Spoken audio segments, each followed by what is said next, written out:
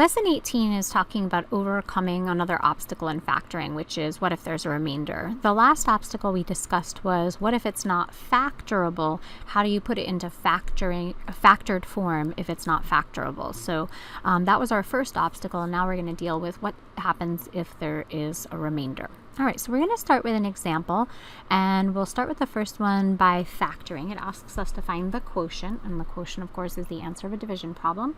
So I'll take my numerator and I'll factor it. And so we're looking for factors of 2 that add up to 3. And again, if you want, you can use your product, sum, and then 2 factors. So in this case, 2 and 1. And you can either use the box method or the inspection method, the guess and check method. So here we have our x squared, 2x in one box, 1x here, and then the plus 2. So this is where your ax squared term goes and your constant. And then you'll factor out the GCF from each of these boxes. And so we end up with x plus 2, x plus 1 as our 2 factors. And then in the denominator, we have x plus 2. Okay, and so the quotient in this particular case is x plus 1 as long as x is not equal to 2. So our quotient is x plus 1, and we might specify x not equal to 2. Because if I had, negative 2, because if I had negative 2 in the denominator, I would have an undefined fraction. And so today in class we practice dealing with domain and range, and so we're kind of tying that in here. We'd want to include that domain piece, that all values of x will work except when x is negative 2. All right, now let's take a look at this next problem. And the next problem is x squared plus 3x plus 5 divided by x plus 2. If I try to think about it as the product, sum, and 2 factors, 5 is my product, my sum is 3. There are no factors of 5 that add up to 3, so the numerator is not factorable. Okay, well then how do we deal with that?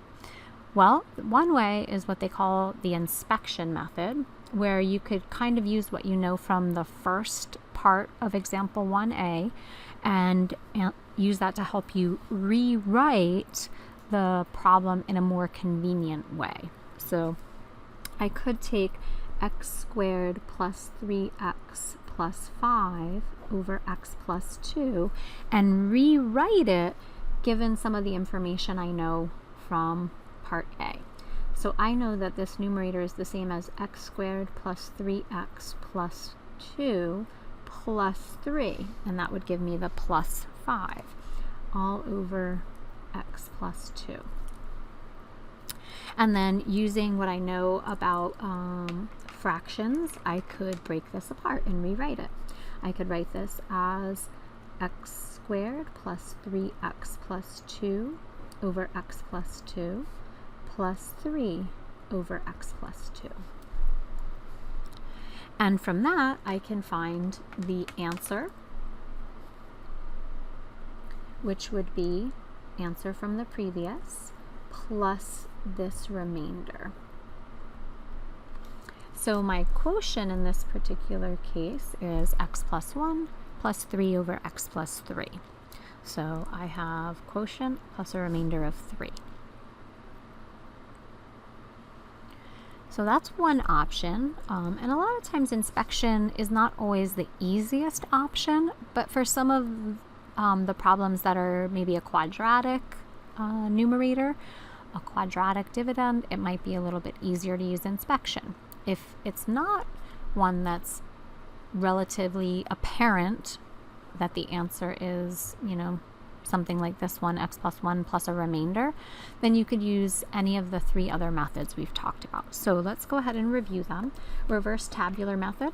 If we're thinking about x squared plus 3x plus 5 divided by x plus 2, we think about our leading terms divided, which means that our quotient will be degree 1.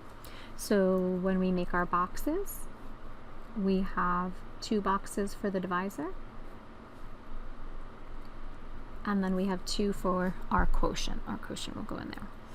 Now, in terms of the numerator, we're going to go through that same process. We're going to put our x squared. These together are equal to 3x. And then this box here is 5.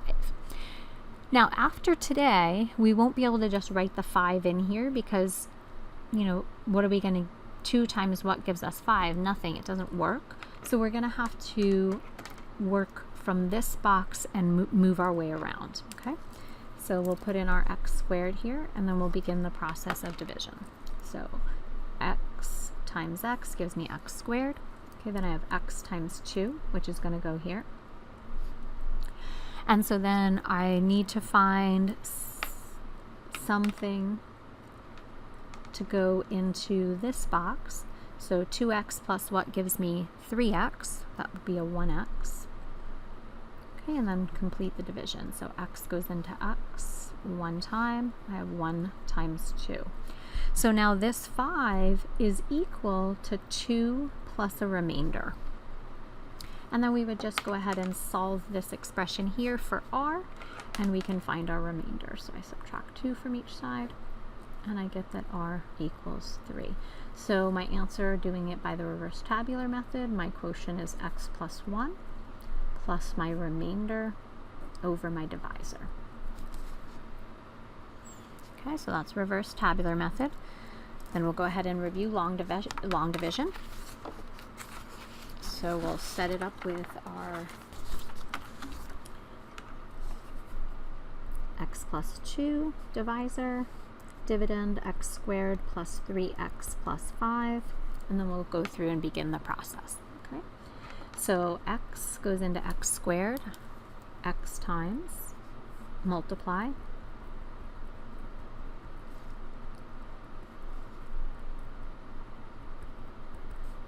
subtract. Okay, so I'm going to subtract this, and I'm going to subtract that. That's gone. I have 3x minus 2x, and bring down my 5. Okay, and then we'll repeat the process. So x goes into x one time, multiply, distribute, subtract. So x minus x, and then 5 minus 2. And there's our remainder. So again, quotient, x plus 1 plus our remainder over the divisor. Okay, and then the last method to review is synthetic division. And we can use synthetic division in this particular case because we have a linear divisor, and the coefficient of the x term is 1. Okay, so for synthetic division, we're going to take the 0 essentially in the box, then we'll take all of the coefficients, 1, 3, 5. I like to make the t, and this was kind of set up for us from the beginning so that our remainder will be in this box here. Okay, we'll pull down the 1, and then we'll multiply. So 2 times 1, answer goes here. Combine, oops.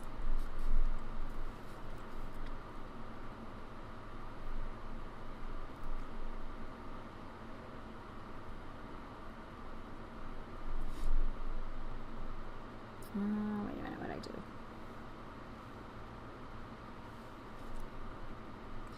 Oh, I need a -2. That's my problem.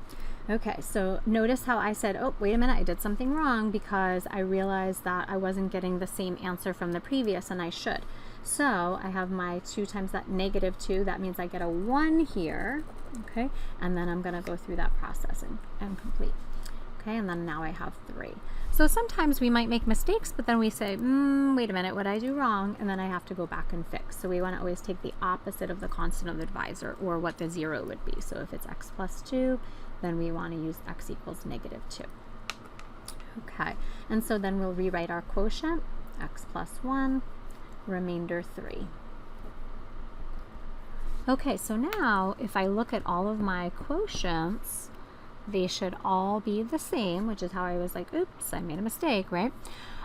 Then if they're not, I did something wrong, and I can go back and fix or adjust. But which way is the best way? Whichever way you're comfortable with, the way that you know, the way that is, you know, the easiest for you. So all of them are going to yield the same right answer. It doesn't matter which way you do it.